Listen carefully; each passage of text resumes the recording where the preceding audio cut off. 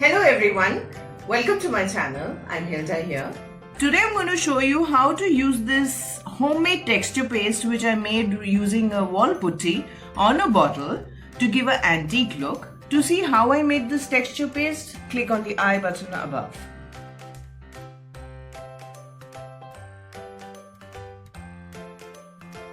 For this homemade gesso recipe, please check the description box below.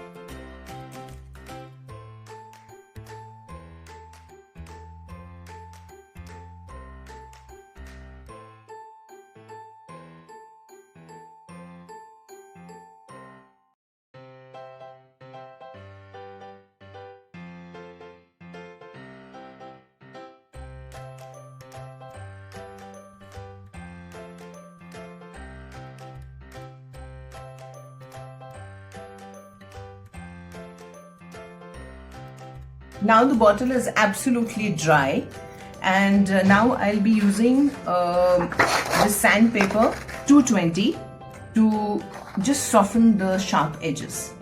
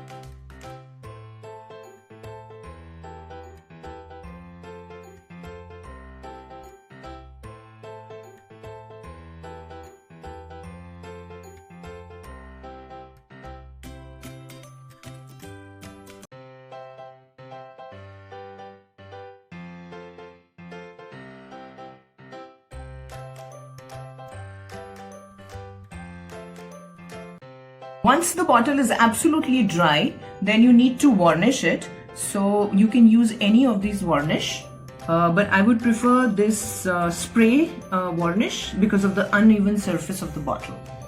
This is what I wanted to show you today. I hope you enjoyed my video. Do tune in again. I'll come back with another interesting video. Till then, bye bye, take care, and I love you.